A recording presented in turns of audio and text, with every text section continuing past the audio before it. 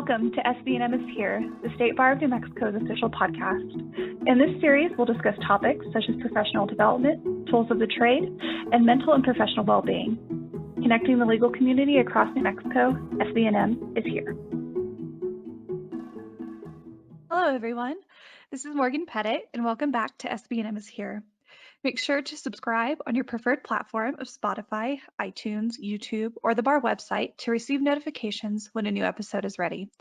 Also, pretty please rate and review this and any episode by clicking the survey link on the episode e-blast. I am incredibly excited that the solo and small firm section will be providing 2 episodes for you all, especially as the State Bar of New Mexico is largely comprised of solo small firms throughout our great state. You can enjoy each episode independently or listen as companion pieces. In this episode, which is brought to you by Wilcox & Meyer PC as well, our panelists will discuss the solo and small firm client funnel and their accessibility to their clients. I'm going to hand it over to our moderator today, who is Deian McBryde, a solo family attorney in the McBryde and McBryde law firm. Welcome, Deian, and feel free to take it away. Well, hello, and thank you, Morgan. So joining me today are some really good friends and some colleagues from the solo and small firm community. So I'm happy to introduce everyone to Mr. George Weeth. Hello. Hey, George. So George is at the Academy Compensation Clinic, and George focuses on civil litigation, personal injury, and workers' comp. Also joining us is Cindy Silva. Hi, Deian. Nice to be here. Hi, Cindy. Cindy's with Cindy Silva Law. She's a guardian ad litem for minor settlements and guardian and conservatorship actions, and also does personal injury. Last but not least, Christopher Templeman.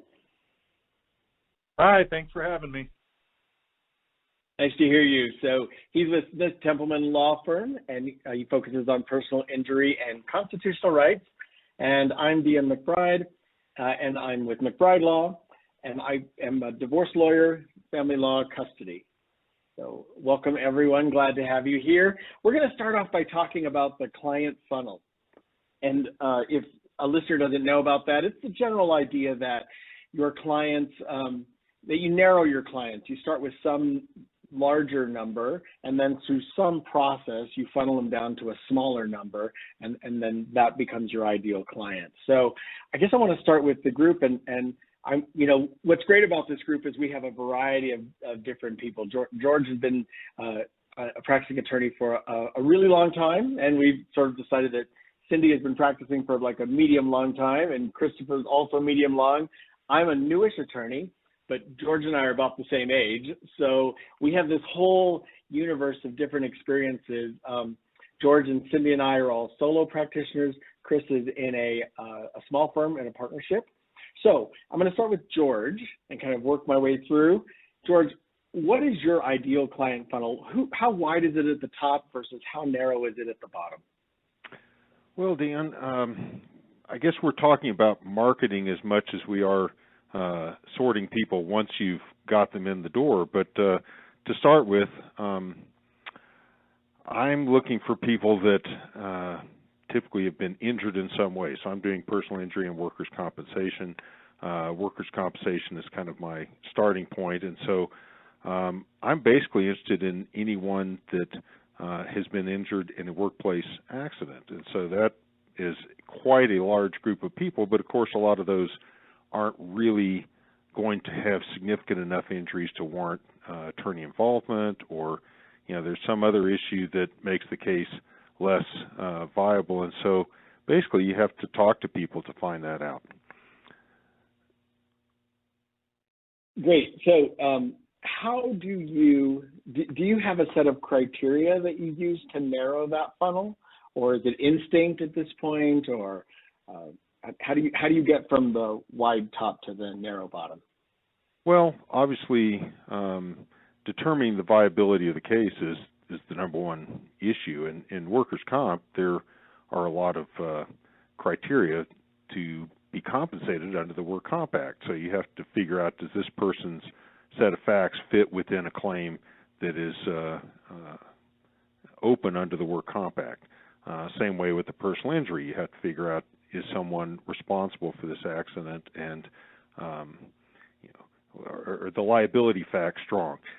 Then the second aspect of basically any kind of claim is there anybody that can pay for this? So in a comp setting, does the employer have work comp insurance?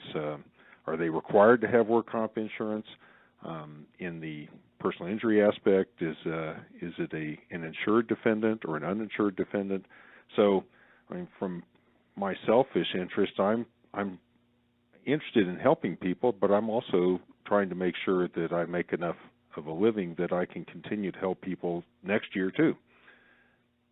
Well, I think you make a really good point about that. So I sort of heard George talk about you have to have good law, or the law has to be, favorable to your case, and there has to be a possibility of being able to make a living from it. Chris and Cindy, are there any other criteria besides those two that you might think that helps you narrow your funnel down? And let's start with Cindy. As I thought about this question, I think about sort of the personal relationship with this client. Is this a person who you believe has reasonable expectations given the set of facts and all of the components of a case, and whether or not you can meet or exceed those expectations with that particular client? And I think that's an important way to look at your funnel, because you will be saving yourself and that person some grief in the future if there's sort of this mutual understanding about what the outcome could be or may be.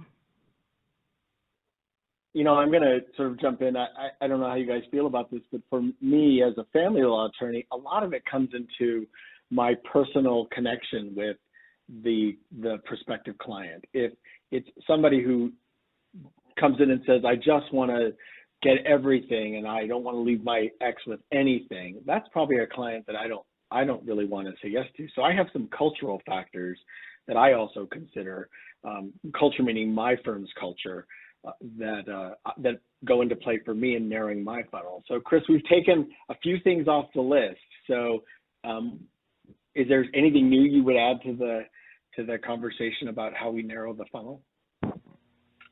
Well, I definitely agree with what everyone has said so far, and would add from the perspective of my practice, the statute of limitations is a very important and controlling factor. For example, in bringing claims against the government, there are restrictions about when those can be brought, and sometimes preliminary concerns about giving notice to the government agency. But really, I think on a more general basis, I found in my practice it's extremely important to understand the client's expectations up front, which I think was touched upon, and then also be really clear that this is going to be an ongoing attorney-client relationship for quite a long time, and I have certain expectations, and probably chief amongst those is the expectation that we will deal with each other, the client and myself, in an honest and open fashion. And often that's not an issue, but it's an expectation that I have, and I try to lay that ground rule out as early as possible just so that everybody's on the same page. If I could jump in, this is George. I wholly agree with Chris and with Cindy on this point, because I've been doing workers' comp law for 40 years now, and I find that I've got a few files in my cabinet that I just never seem to touch. And I've thought about this over the years, and the reason those cases sit unpursued is because I discover I really don't have a connection with that client for some reason. I don't believe them.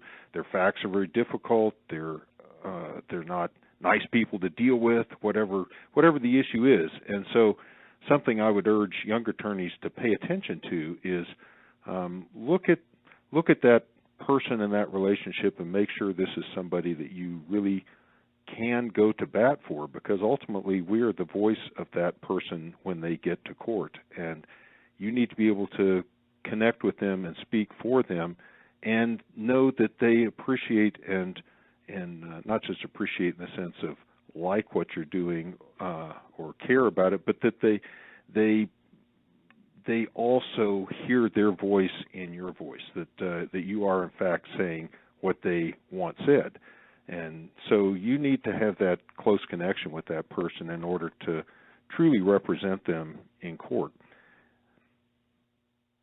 I think that's a good call out. And, you sort of pointed it toward young attorneys, George, but I think what's interesting about our solo and small firm community is that someone might work most of their career in a firm and then later in their career or midpoint in their career decide that they want to strike out on their own. And suddenly maybe there's been a pipeline within the firm for how clients are acquired, or maybe there's been a review committee, or maybe there's been something of that sort. And now you're on your own and you're making these kind of choices. So I appreciate that all of you guys sort of brought in this human element of that you are having to make, lots of qualitative decisions, and some of those are interpersonal decisions too. So thanks for that. I'm wondering, since we're all at different places, I want to just talk briefly about referral networks. A lot of people just get very anxious about networking, and the whole idea of networking sounds kind of skeevy and like something I don't want to do. I'm a big relationship builder, so I like that kind of stuff. I feel like really 100% of my business is built on referrals, and so 100% of my business is built on relationships, mostly with other attorneys.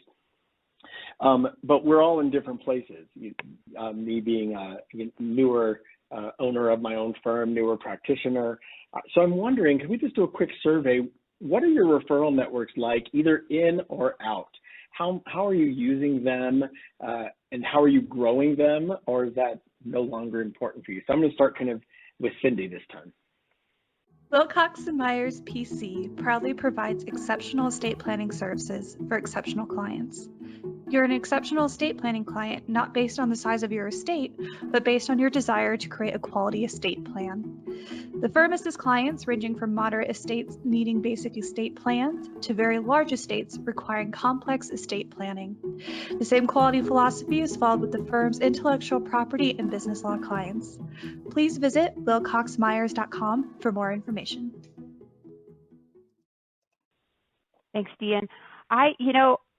I have been honored and a little bit surprised, because for so long I worked for other people, and I didn't realize that I was building, my own reputation and my own name. I really did not think much about it. And when I did go out on my own, all my referrals then and continue to be, for a large, I would say probably 90%.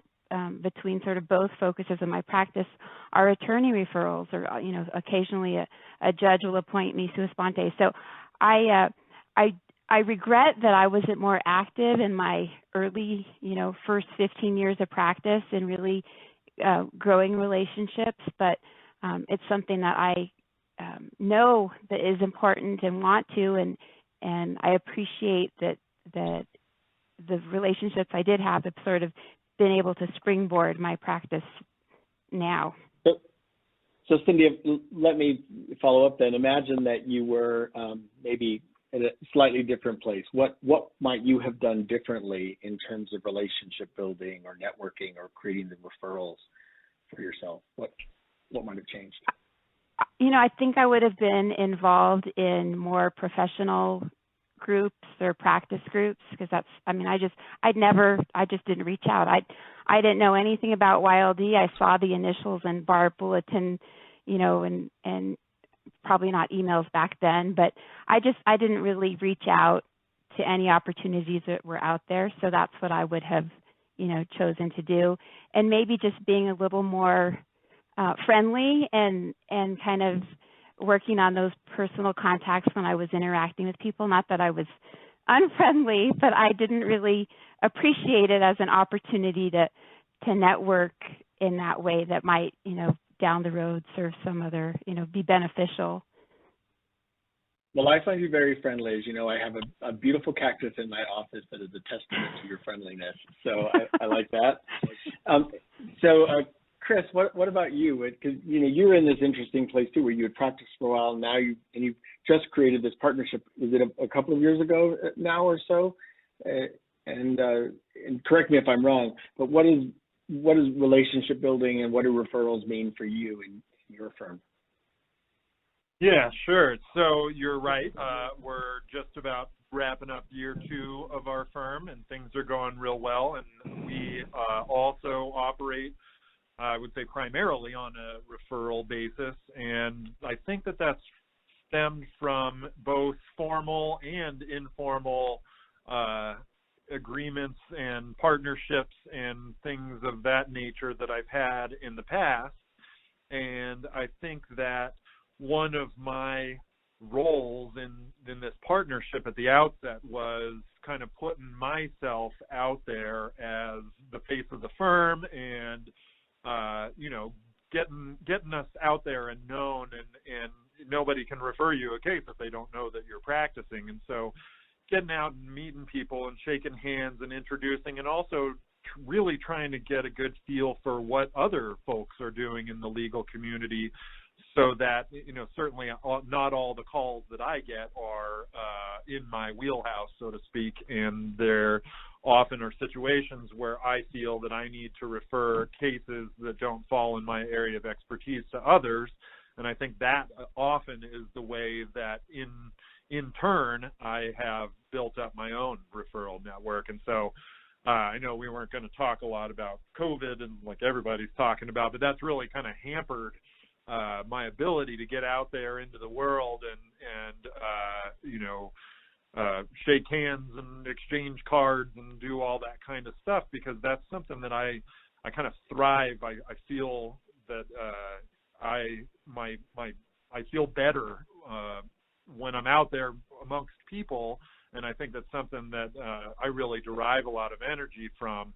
And so that to the extent that that's been very difficult to do in person, I think that maybe it has had some deleterious effects on our firm.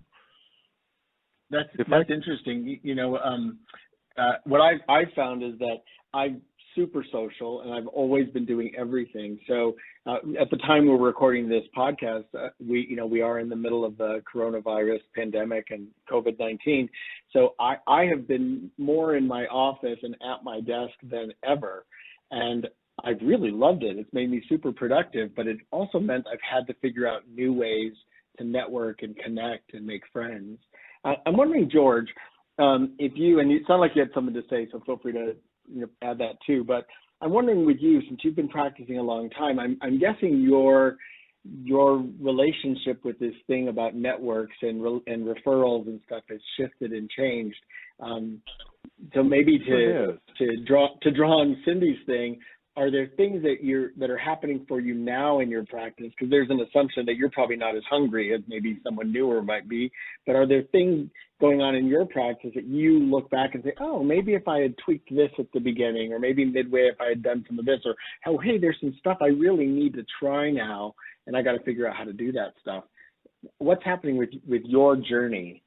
Well, I'll tell you, things have changed. I was trying to jump in and follow up on something that Chris had said about networking, and just to put this in maybe a broader context. I mean, when I started practicing back in 1981, Al Gore hadn't invented the internet yet, so we were still using the telephone, and the Yellow Pages was a huge source of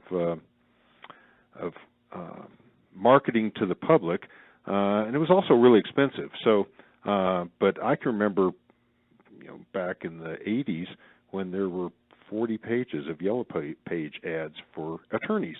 And, that's dwindled down to now there's not even a Yellow Pages. So, and that's been replaced by other things, primarily Google. And so I guess if I could go back and do something over the last 10 or 15 years, it would be to start recognizing the importance that a web presence was going to have and start working on that, because as we sit here today in 2020, I don't have a web page, and that's something that I recognize today is a real deficit. I need to get out into the virtual world as well. I would also say something that all of us can do, and the solo and small firm practice section has this opportunity.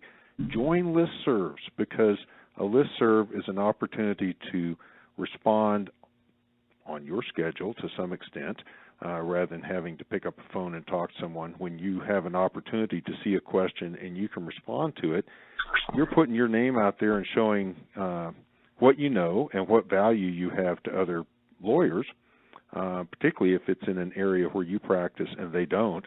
Somebody posts a question about workers' comp, I always try and jump on it and answer it right away, because not only is it helpful to that attorney and they may think, oh, when I have a work comp case, I'll give them George Weeth's name, but it also shows anybody who doesn't have a work comp case at the moment that, oh, George Weeth has expertise in this area. So if you have an expertise that you want to announce to the world, responding to questions on listservs is a great way to do that. And I'm going to take that as a little opportunity to plug our solo and small firm listserv. So if you're a member of the solo and small firm section at the New Mexico Bar, you get an invitation to be on our listserv. And it's been a very nice thing. You know, I'm a frequent poster. That's kind of how I am. But what has been interesting to me is not only that by posting, of course, people know I'm kind of around, and they may or may not respond back to my particular post, but I get a lot of phone calls and a lot of questions, and something that's been important to me is for people to see me as somebody who can connect them to other people. That's been really important. So I encourage everyone to join the section and then join the listserv. And George, your comment kind of leads me to this next question of accessibility, right? So you don't have a website. That blocks a point of contact to you and to your firm. You know, and it makes me wonder, well, how accessible are we? And if we were to reflect, is that accessible enough? Are we too accessible?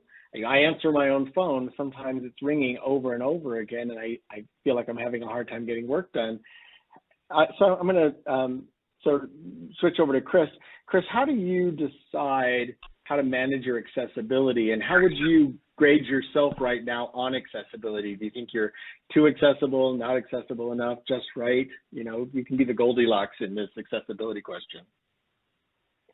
All right. Well, yeah. So I think, what we've been trying to do is make ourselves accessible to the extent that there are no potential clients who would be left out on the basis of their ability to negotiate or navigate technology, something like that. So, and I think that, again, this wasn't my intention to keep going here, but in the age of the coronavirus, I think that flexibility has become more important than ever, because whereas once upon a time, in-person meetings or, face-to-face interactions were a necessity, that obviously has been affected, and our ability to continue to offer high-quality services to all folks through all walks of life continues on. So our ability to address things not with no technology, for those folks who don't even use email, remains the same. But I think the requisite that we at least possess some technological proficiency to be able to, for example, do the things that we once did in person via video conference, for example. I think that need has gotten greater. And so I don't know that we necessarily are restricted in one way or another. I think that our ability to effectively work all along all points of the technological spectrum is more important than ever right now. Chris, I'm going to turn to you next on this accessibility question. How would you sort of rate yourself and your firm about this? Do you think you're too accessible, not accessible enough, maybe just the right amount of accessible? I mean, kind of be the Goldilocks in this situation. Where do you think you fall out in accessibility, and what could you or are you doing about that? So I'd like to think that I / my firm is accessible just the right amount, and I think one of the things that differentiates us from some of the big guys out there is that when you're a client, you have access to your lawyer and not just a paralegal or, you know, the secretary or something like that, and that all issues are responded to quickly. I don't know that we have a specific time frame, but I try to be very accessible, and I try to be very accessible through a variety of platforms.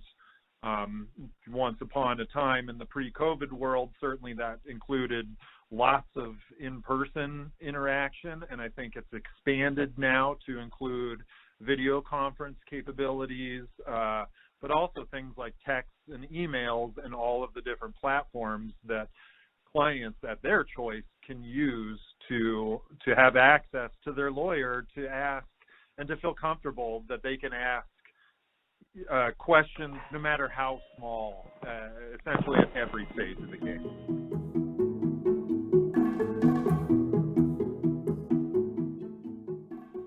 Great. Well, so you're in the just right category. So Cindy, what about you and accessibility? How important is it to you? A lot of your clients are, you know, are minors, but you're actually working with grown-ups in other ways. But how important is it for you to be accessible, and how's that going for you? I think it's very important, and I've sort of always been that overly accessible person.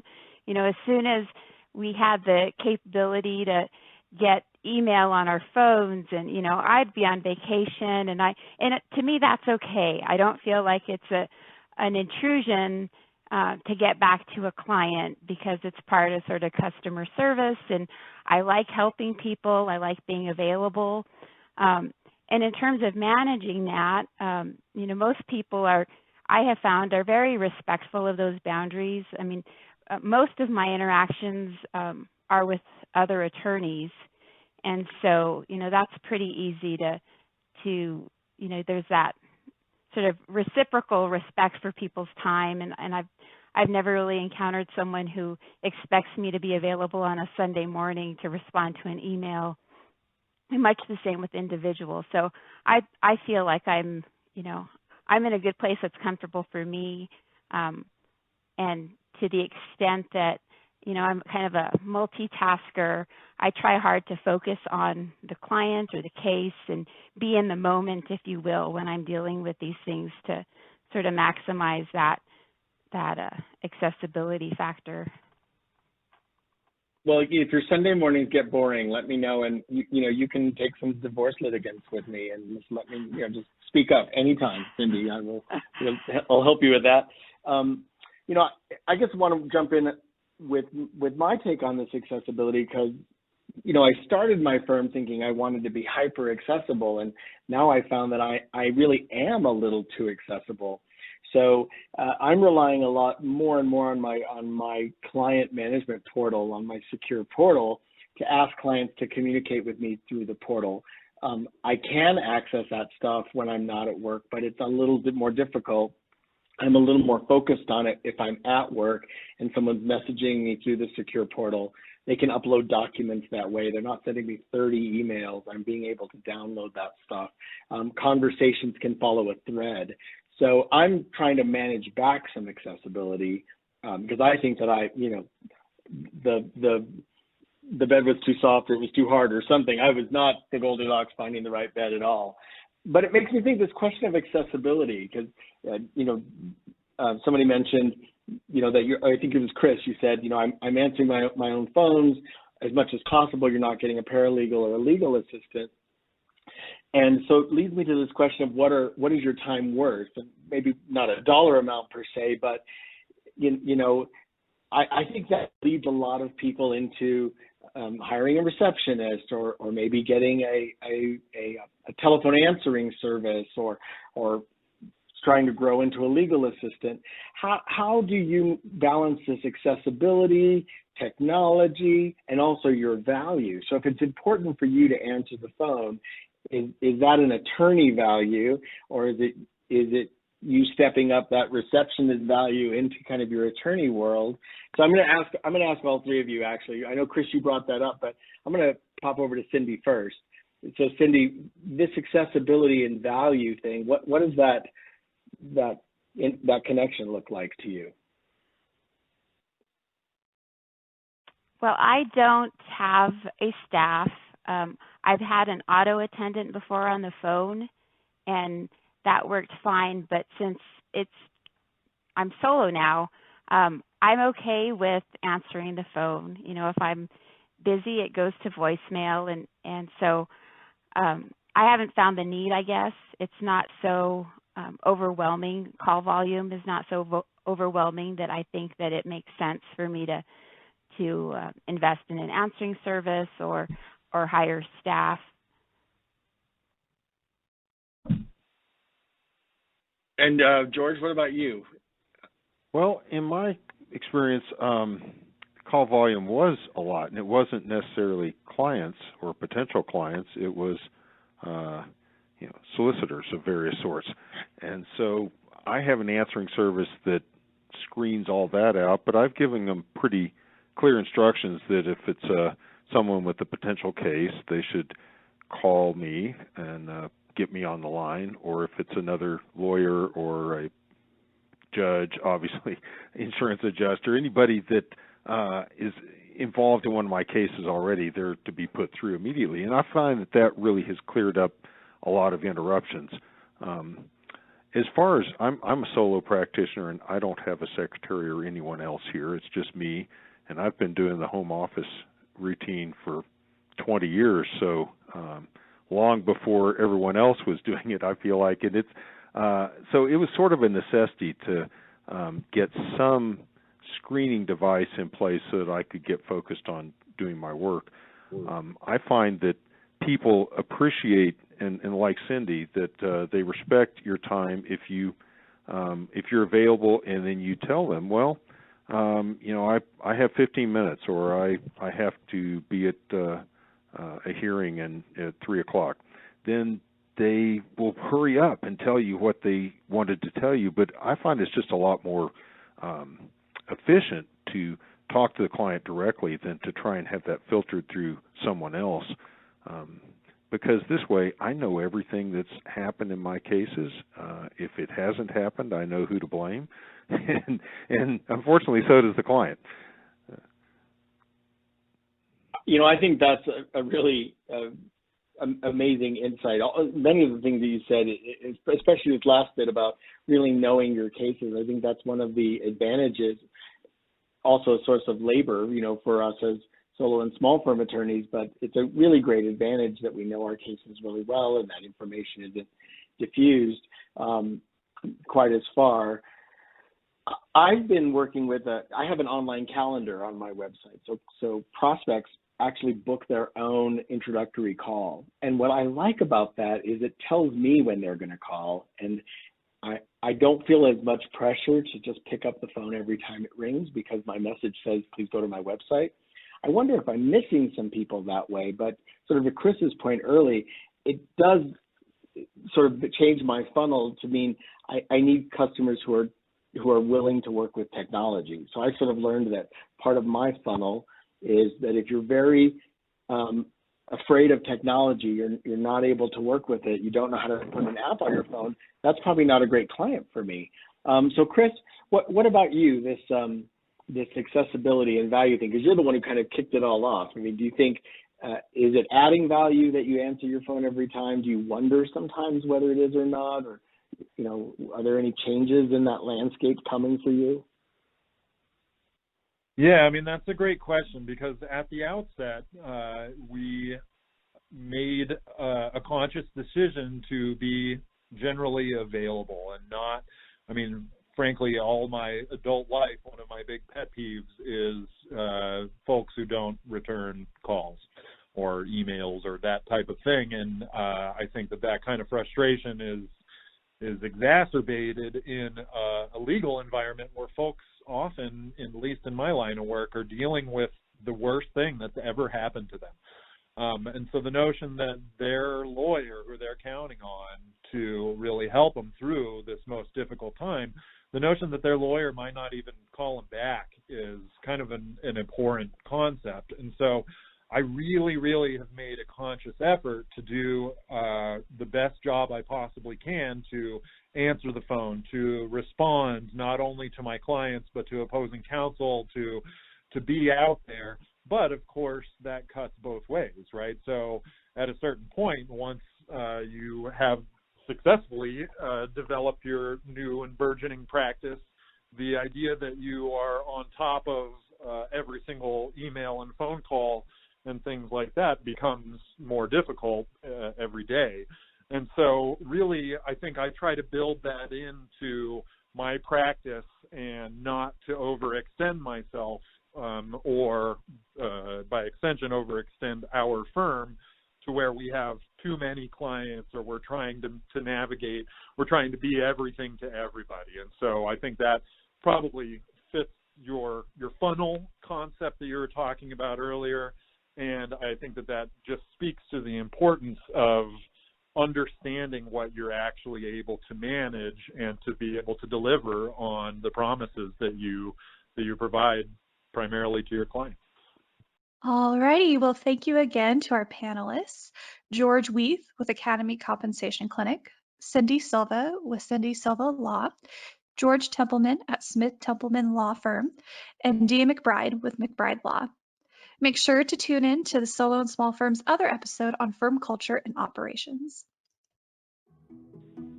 Thank you for listening. This episode was produced by the State Bar of New Mexico's Member Services Department and Solo and Small Firm section. All editing and sound mixing was done by Blue Sky eLearn. Intro music is by Kevin McLeod at Incomtech. The views of the presenters are that of their own and not endorsed by the State Bar of New Mexico.